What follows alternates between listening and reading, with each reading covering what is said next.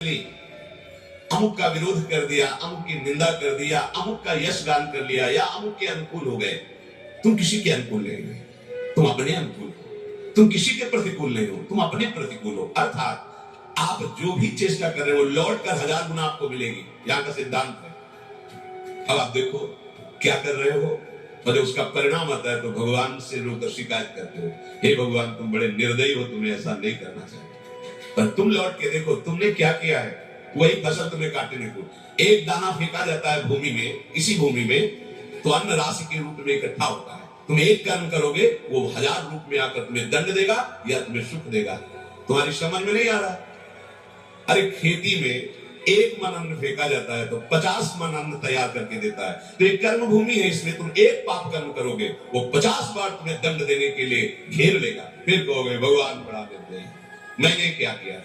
होश में शास्त्र सिद्धांत के अनुसार कार्य करो और भगवान का स्मरण करते हैं। कोई भी कार्य भगवत स्मरण रहित नहीं होना चाहिए। कोई भी कार्य कर रहे हो, कितना सुंदर है। राधा वल्लभ राधा वल्लभ, राधे श्याम श्यामा श्याम श्यामा। महान संत हो जाओगे। गृहस्थी में रहते हुए आनंद की धारा फूट पड़ेगी। शरीर छूटते छूटते तुम्हें भगवान मिल जाएंगे। जन्म मरण का क्लेश मिट जाएगा।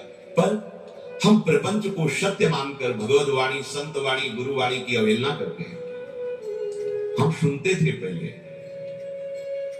कि भगवान को बेचा जाता है, गुरुजनों का उपहास करके दुरुपयोग किया जाता है उनकी वाणी। तो मुझे लगता था ऐसा कैसे होता है, कोई अपने प्राण प्यारे को बेचने की बात कैसे। बाद में समझ में आया, प्राण प्यारे का नाम, प्राण प्यारे का यश, प्राण प्यारे का श्रृंगार करके विराजमान करके अगर हम चाह रखते हैं जगत के भोगों की, जगत की मान प्रतिष्ठा की, लगभग ये बेचना ही माना जाएगा। ये होता है प्यारे को रिझाने के लिए। गुरुजनों की वाणी को बेचना, गुरुजनों की वाणी का दुरुपयोग करना, गुरुजनों की अवहेलना करना, ये कहां तुम्हें पहुंचा देगा, कहां पहुंचा देगा। अनंत माताओं जैसा वात्सल्य लिए भगवत प्रेमी महात्मा जन आपके कल्याण के लिए अपने एकांतिक चिंतन को भी गौर करके तुम्हारे बीच में उपस्थित रहते हैं। उनको तुम्हारी आवश्यकता नहीं है, तुम्हारे मंगल के लिए वो बोलते हैं, तुम्हारे मंगल के लिए उनकी सारी चेष्टा होती है।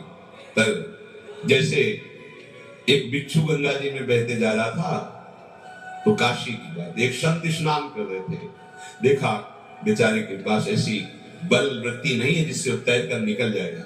ऐसे उठाया, उसने डंक मारा, ऐसे फिर जल में गिरा, फिर उठाया, फिर डंक मारा, फिर उठाया। एक व्यक्ति दूसरा